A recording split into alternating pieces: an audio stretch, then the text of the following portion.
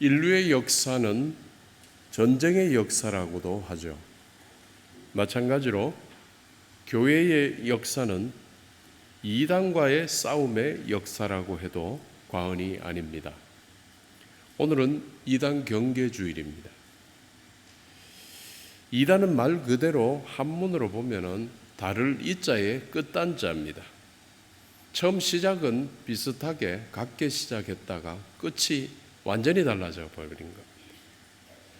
이러한 이단은 교회의 교리를 늘 흔들어서 성도들의 삶을 무너뜨리고 때로는 사회적 혼란과 희생까지 불러왔지만은 동시에 교회들은 이러한 이단의 위기를 대처해 오면서 교회는 신앙을 더욱 명확히 정리하고 교리적으로 더욱 단단히 세워질 수 있었습니다.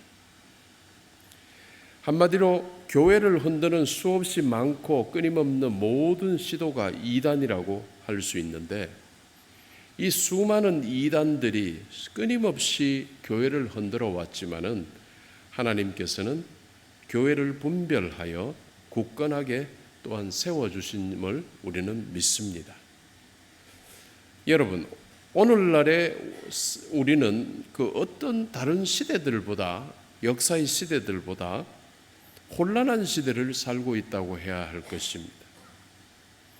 인터넷과 유튜브를 통해서 수많은 종교적인 메시지가 나오고 있고, 영적 체험이 나오고 있고, 신비한 이야기들이 쏟아지고, 동시에 각종 가짜 뉴스와 음모론들이 넘쳐납니다. 본문의 저자 사도 요한은 사랑하는 성도들에게 이렇게 경고합니다. 영을 다 믿지 말고 분별하라. 본문의 시대인 초대교회 시절부터 거짓 선지자들이 교회를 흔들었다고 하는데, 오늘날은 더 교묘해지고 더 치밀해졌다고 할 수 있습니다. 이단과 거짓 정보는 교회를 흔들고 성도를 미혹하는 힘을 가지고 있기 때문입니다. 오늘 말씀을 통해 이단과 거짓 정보에 대한 세 가지 교훈을 함께 묵상해 보고자 합니다. 성경을 통한 첫째 교훈은 모든 것을 무조건 다 믿는 신앙은 정말 위험하다는 것입니다. 요한일서 4장 1절을 스크린을 보면서 함께 읽겠습니다. 사랑하는 자들아, 영을 다 믿지 말고, 이 구절을 다르게 표현을 하자면 영이라고 다를 믿어서는 안 된다는 뜻입니다. 목사라고 말하는 사람들이 말한다고 고지 곧대로 믿으면 안 됩니다. 이유는 영적 세계에는 하나님의 영도 있지만 거짓 영도 분명히 있기 때문입니다. 요즘 우리나라에서 제일 이름난 이단이 신천지인데, 신천지는 성경을 아주 교묘하게 뒤틀어 버렸습니다. 그래서 비유풀이라는 자신들만의 방식으로 성경을 해석해야 한다라고 주장합니다. 그래서 성도들이 정상적으로 스스로 성경 읽는 것을 막아버립니다. 혼자 읽으면 안 됩니다. 그래서 결국 성도들을 자기들 교리 속에 가둬버리고 빠뜨립니다. 또 하나님의 교회라는 이단은 예수가 아니라 안상홍이라는 사람을 재림주라고 합니다. 심지어는 성경에도 없는 용어를 사용합니다. 어머니 하나님을 주장합니다. 그런데 이놈들 이단들에게는 특징이 좀 있습니다. 공통점입니다. 우리만이 참 진리이다 라는 주장입니다. 그래서 이단의 영은 언제나 배타적입니다. 우리 거 외에는 다 엉터리다. 교회들 다 썩었다. 교회들 다 죽었다. 교회를 떠나라. 그래서 자기들에게 오라라고 이야기합니다. 그러나 하나님의 영이신 성령께서는 언제나 성도를 교회 안으로 오게 하시고 공동체 안으로 인도하고 계십니다. 교회가 약해지고 교회가 죽어가면 더욱더 교회 안으로 오게 해서 교회를 살리게 하죠. 여러분 잘 분별하셔서 성령의 인도를 받으시기 바랍니다. 신천지에 빠진 어떤 청년 이야기를 하겠습니다.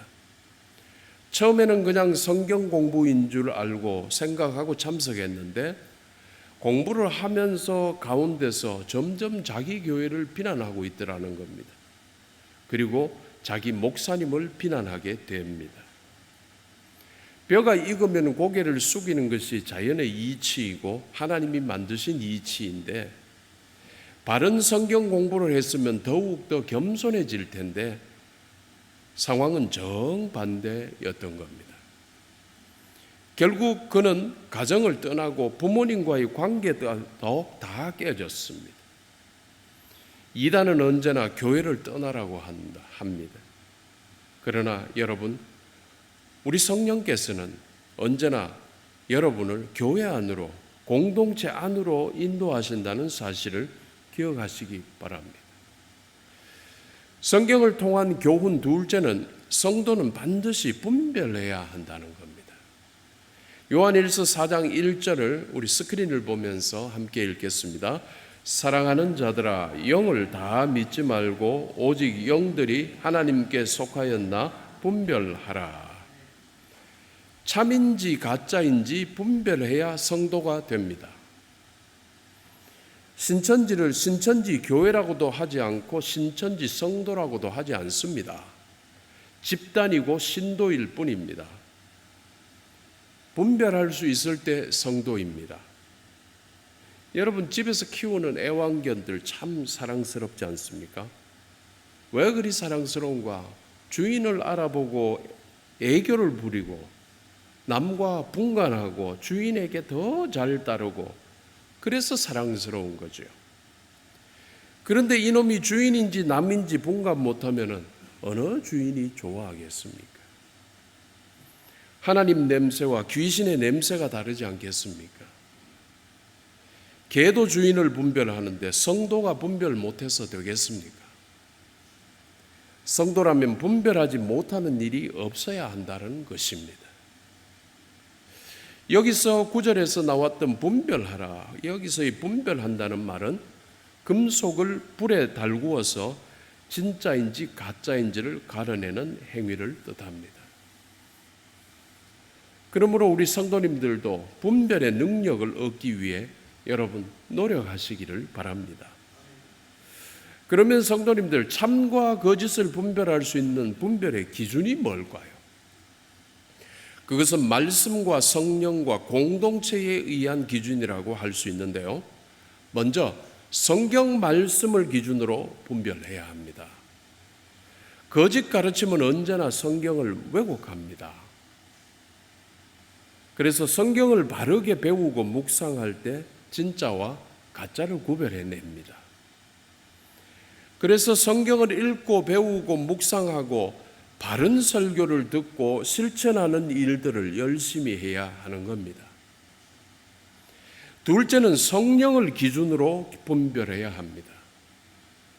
아시듯이 우리 성령께서는 언제나 예수 그리스도의 십자가와 부활을 드러내십니다.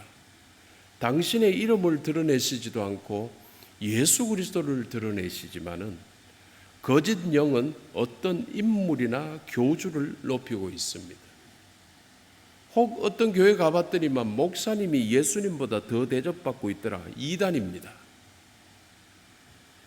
턱도 안 되는 이상한 사람에게 인생을 걸게 하는 게 이단이고 인생을 다 죽여버리게 됩니다.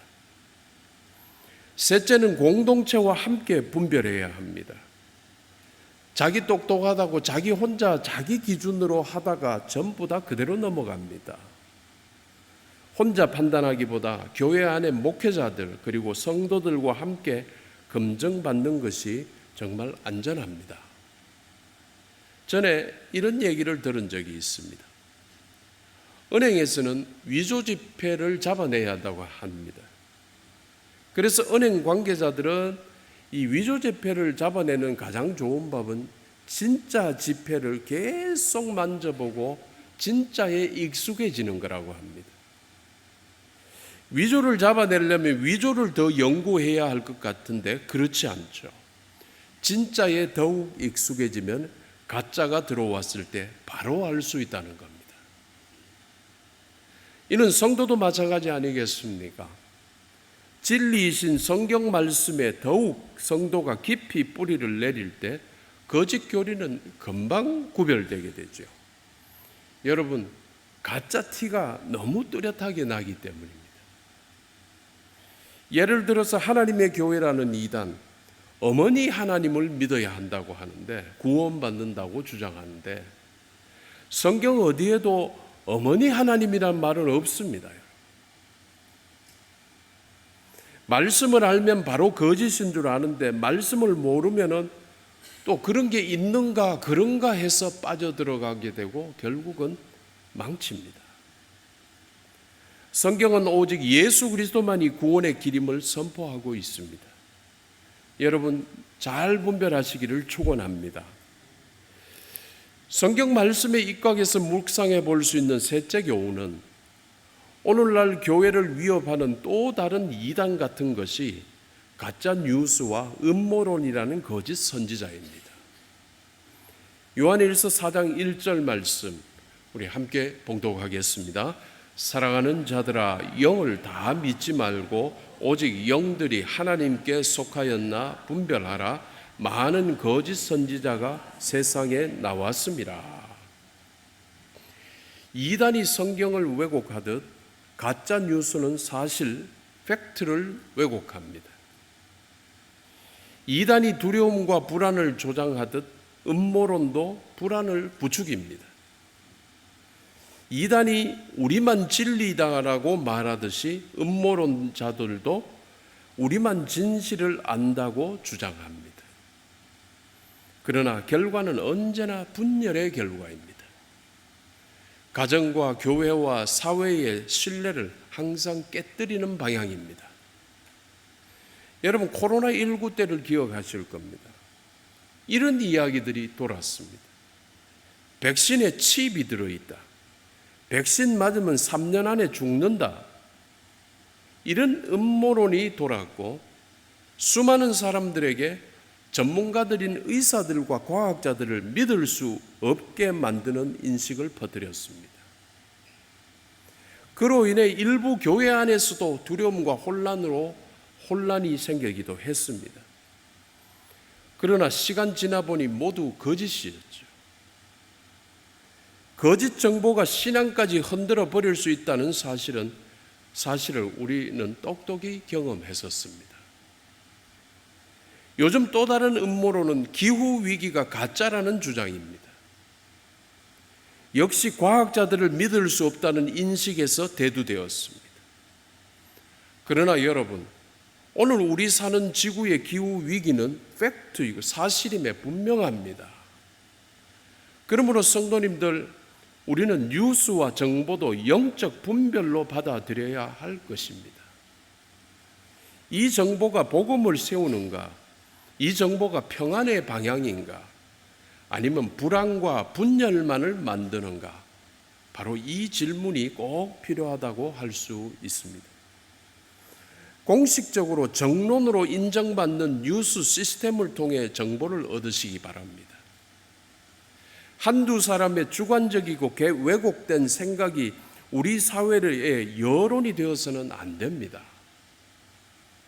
유튜브나 SNS를 독이 든 사과라고도 하는데 여러분, 독이 든 부분은 꼭 걸러내고 바르고 안전하고 건강한 맛있는 사과를 즐기시기를 바랍니다. 결론을 맺습니다. 성도 여러분, 오늘 말씀은 단순히 어떤 이단들만 경계하라는 말씀은 아닙니다. 신천지나 하나님의 교회 같은 이단들도 경계해야 하고 동시에 현대판 거짓 선지자인 가짜 뉴스와 음모론도 경계해야 할 것입니다. 특별히 교회, 성도들은 음모론을 퍼나르지 마십시오. 그러므로 영을 다 믿지 말고 분별하십시오. 우리가 가져야 할 참된 신앙은 맹목적인 것이 아니라 말씀과 성령 안에서 사유할 줄 알고 또 분별할 줄 아는 신앙입니다. 늘 그렇듯이 거짓된 영은 아무리 달콤해도 아무리 재밌어 보여도 결국 두려움과 분열과 파멸만을 남기게 됩니다. 그러나 참 영이신 성령께서는 언제나 우리를 예수 그리스도의 십자가와 부활로, 그래서 결국 평안으로 인도하시는 것입니다. 여러분, 끝으로 사도 바울의 권면을 마음에 한번 새깁시다. 고린도전서 16장 13절입니다. 우리 함께 봉독하겠습니다. 깨어 믿음에 굳게 서서 남자답게 강건하라. 거짓된 모든 것을 분별하고 강건하게 승리하시기를 주님의 이름으로 축원합니다. 기도하겠습니다.